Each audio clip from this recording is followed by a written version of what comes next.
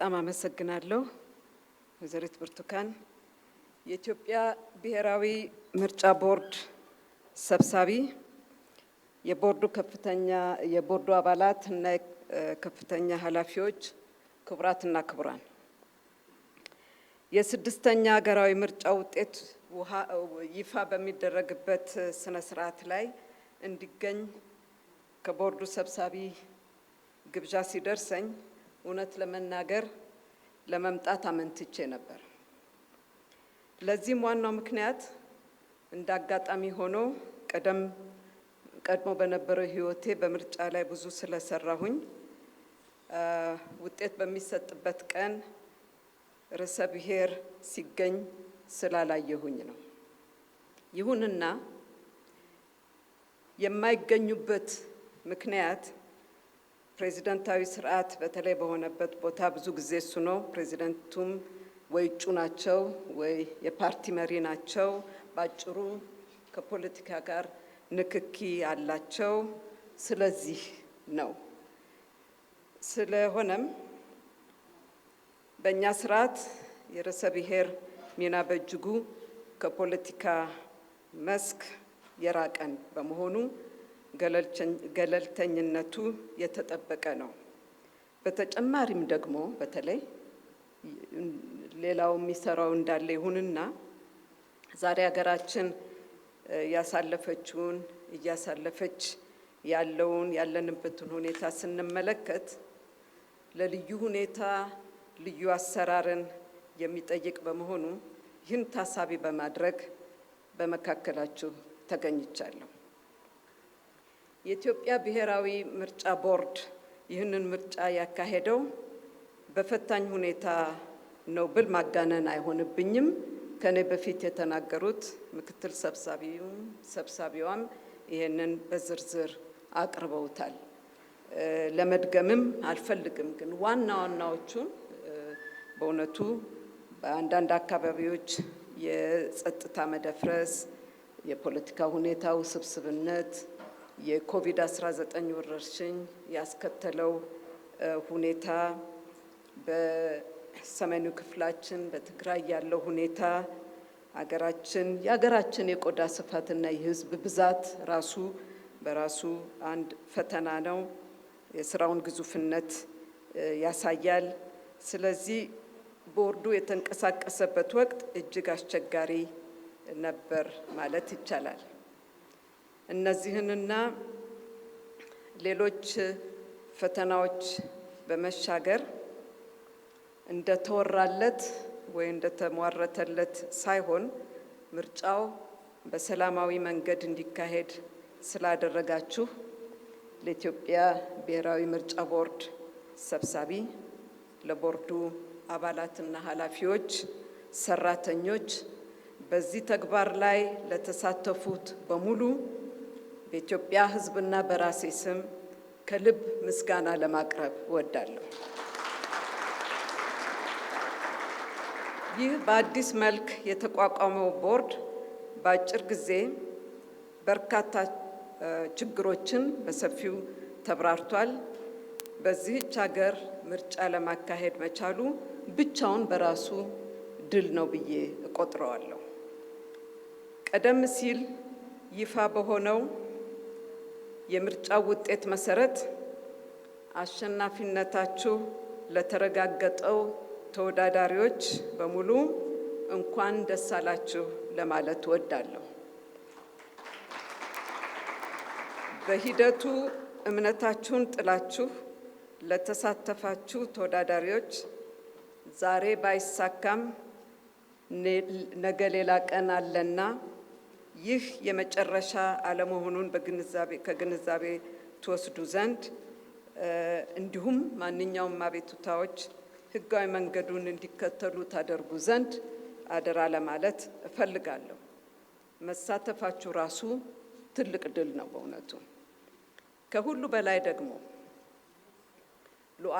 ሉዓላዊነትን በእጁ ለያዘው በሌሊት በመነሳት ለሰዓታት ቀኑ ያኔ ጥሩ ነበር፣ ፀሐይም ሆነ ከዛ የተከተለው ዶፍ ዝናብ ሳይበግረው ተሰልፎ በምሽትም አርፍዶ ቆይቶ ድምፄ ያስፈልጋል፣ ድምፄ ይቆጠርልኛል፣ ኑሮዬን ያሻሽልልኛል፣ አገሬን ወደ ተሻለ ደረጃ ያደርስልኛል በሚል ጽኑ እምነት በስነ ስርዓት ድምፅ ለሰጠው ትልቁ ህዝባችን አክብሮቴን በማስቀደም ከልብ ላመሰግነው እወዳለሁ። በልዩ ልዩ ምክንያቶች በምርጫው ያልተካፈሉ ሰላማዊ ወገኖቻችን ራሳቸውን ያገለሉ ቢሆንም ምክንያቶቹ እንዲወገዱ ጥረቱ እንዲቀጥል አደራ ለማለት እፈልጋለሁ። በማንኛውም የምርጫ ሂደት ዋናው አሸናፊ ሆኖ መውጣት ያለበት አገር እንደመሆኑ መጠን በዚህ ምርጫ አማካኝነት ኢትዮጵያችን አሸናፊ ሆና በመውጣቷ ሁላችንንም እንኳን ደስ አለን ለማለት እፈልጋለሁ። ከተመዘገቡት ጠቅላላ መራጮች መካከል በተለያዩ ምክንያቶች በሰኔ 14ቱ ምርጫ ድምፅ ሳይሰጡ የቀሩ ወገኖች እንዳሉ ያው ተነግሯል። እነዚህ ዜጎች ከጥቂት ወራት በኋላ አንዳንዱም እንግዲህ በአንዳንዱ የሀገራችን ክፍሎች ሁኔታው ሲስተካከልና ሲረጋጋ የሚመራቸውን አካል የመምረጥ መብታቸውን የሚጠቀሙ ስለሆነ ስድስተኛው ሀገራዊ ምርጫም እንዲጠናቀቅ ይረዳል። ምርጫ የዲሞክራሲ ግንባታ አንዱ ክፍል ነው። በራሱ ግን ፈጽሞ ግብ አይደለም። ከምርጫ በኋላ ያለው ከፍተኛ ስራ የቤት ስራ ነው የበለጠ ትኩረት የሚሻው። የምርጫው አጠቃላይ ሂደት ከተጠናቀቀ በኋላ አሸናፊው ወገን የሚመሰርተው መንግስት ኢትዮጵያውያንን በሙሉ በእኩልነት የሚያስተዳድር እንደሚሆን ይጠበቃል። ካቻምና ፓርላማን በይፋ ስከፍት ባደረኩት ንግግር የዘንድሮ ምርጫ ካለፈው የተሻለ እንዲሆን አደራ ማለቴ ይታወሳል። እንደኛ ላለ ታዳጊ ዲሞክራሲ ኢላማ ማድረግ ያለብን በሂደት እየተማርን እየተሻሻልን እየታረምን መሄድን ነው። ዘንድሮ ከብዙ አንጻር ሲታይ መሻሻል ታይቷል፣ አበረታችም ነው። እዚህ ላይ ትንሽ ለመናገር ፈልጌ ነበር፣ ነገር ግን የቦርዱ ሰብሳቢ በሰፊው ተናግረውታል።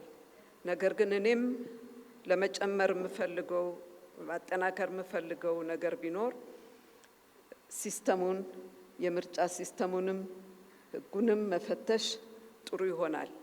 የመራጮች ውጤት ትክክል ገጽታን የሚያንጸባርቅ እንዲሆን፣ በሌላ በኩል ስብጥሩም ይሄ በጣም አስፈላጊ ነው። ፓርላማ የብዙ አይነት ሀሳቦች መሸራሸሪያ ቦታ ነውና ስብጥሩ በአስተሳሰብ፣ ስብጥሩ በአደረጃጀት፣ ስብጥሩ በጾታ ይሄ ትክክለኛውን ሊያንጸባርቅ ይችላል። ሌላው ቅድም ከተናገሩት የቦርዱ ሰብሳቢ ገለልተኝነት፣ ተጠያቂነት፣ ግልጸኝነት ወዘተን አንስተዋል። ቦርዱ ይህንን ሁሉ ማሟላት ያለበት ነው፣ እንዲሆንም ነው የሚፈለገው እና ይሄ ችግሮች የገጠሙት እንደሆነ ተናግረዋል። ነገር ግን ተአማኒነቱንም አሳይቷል።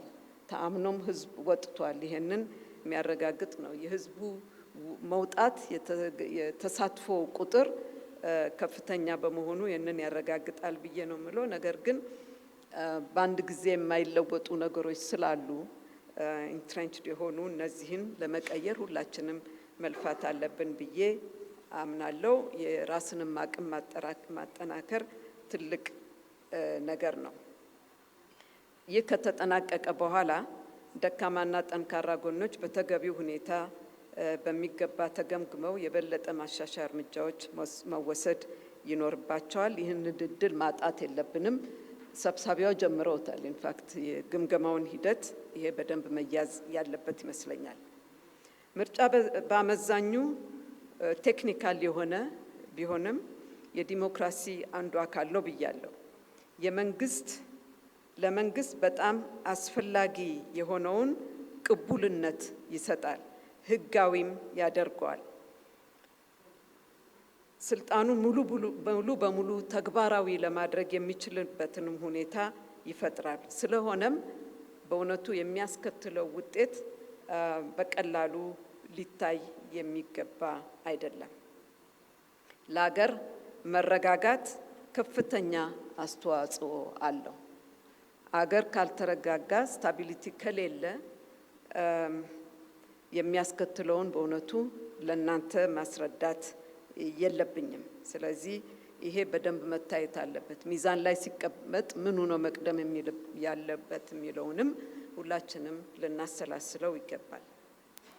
ኢትዮጵያን ዛሬ ካለችበት ፈታኝ ሁኔታ ማውጣት ቀዳሚ ተግባራችን ሊሆን ይገባል። ከምርጫ በኋላ የሚጀምረው ቀን ነው ብዙ ስራ የሚጠብቀን። ብዙ ችግሮችን አሳልፋለች፣ እያሳለፈችም ነው። ከዚህ ሁኔታ መውጣት የግድ ይላል። በእርስ በተለያዩ የሀገራችን ክፍሎች በተለይም በሰሜኑ ክፍላችን የተከፈቱት ግጭቶች፣ የተካሄዱት ውጊያዎች ብዙና አስከፊ ዋጋ በከፈልንበት፣ በርካቶች ሕይወትን ባጡበት፣ በርካቶች ወገኖቻችን የሰብአዊ እርዳታ እንዲያገኙ ርብርብ በሚደረግበት፣ ከበርካቶች ከቤት ንብረታቸው በተፈናቀሉበት፣ አንዳችን ለአንዳችን ርኅራሄ ያጣን በምንመስልበት፣ ጥላቻ በእውነቱ በሰፈነበት፣ የውጭ ጠላቶቻችን በተነሳሱበት በዚህ ሁኔታ ሌላው ደግሞ እያንዳንዱ ኢትዮጵያዊና ትውልድ ኢትዮጵያዊ በአንጡራ ሀብቱ የገነባው ታላቁ የህዳሴ ግድባችን ጉዳይ ወሳኝ ምዕራፍ ላይ መሰብ ወቅት ላይ ባለበት የሁላችንን ርብርብ በሚጠይቅበት ሁኔታ ኑሮ እንደተለመደው ቢዝነስ አዝ ዩዥዋል ሆኖ ይቀጥላል ለማለት ያስቸግራል።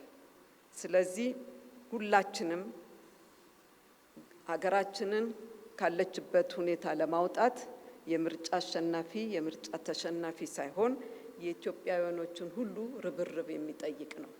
አንዱ የፉክክር ሜዳ የሚጠይቀው ጉዳይ አለ። የሀገር ጉዳይ ደግሞ ሁላችንን ይጠራል። ፖለቲካ ብቻ አይደለም ህይወት። ይህንን ሁላችንም ጠንቅቀን ማወቅ አለብን። ሀገራችን እንደተለመደው እንደምናውቃት ተከብራ የምትኖረው ስንቻቻል፣ ስንደማመጥ፣ የሌላውን ሀሳብ ስንቀበል፣ የማይጥመንን ሀሳብም ቢሆን ለማዳመጥ ዝግጁ ስንሆን፣ በጋራ ጉዳይ ስንወያይ፣ ስንከባበር፣ በሀሳብ ስናሸንፍ ወይንም ስንሸነፍ፣ ካልተግባባን ላለመግባባት ስንስማማ፣ መሰረታዊ ጉዳዮች ላይ ሳንለያይ ብሔራዊ መግባባት ሲኖረን፣ አንድነታችንን ስናጠናክር፣ ቀይ መስመራችንን ስናውቅና ስናከብር፣ ለሁሉም መብቶች መከበር ስንቆም፣ ስናከብር፣ ስናስከብር ብቻ ነው የጋራ የምንጽፈው ምዕራፍ ጥሩ ምዕራፍ ሊሆንልን የሚችለው። እንዳናበላሸው አደራ ለማለት እፈልጋለሁ። እንከን የሌለው ምርጫ የለም። በዓለም ላይ አይተነዋል። እንከን የለሽ የሆነ ምርጫ የለም። እንከን የሌለውም አስተዳደር የለም። ሁል ጊዜ የትምህርት የመሻሻል ሂደት ነው ያለው። በምርጫው ምዕራፍ እየተጠናቀቀ ስለሚሄድ የምርጫው ምዕራፍ እየተጠናቀቀ ስለሚሄድ መጪዎቹ ወራት የአዲስ ዘመን መክፈቻ ይሆኑ ዘንድ ልባዊ ምኞቴን ለመግለጽ እወዳለሁ። ስላዳመጣችሁኝ አመሰግናለሁ።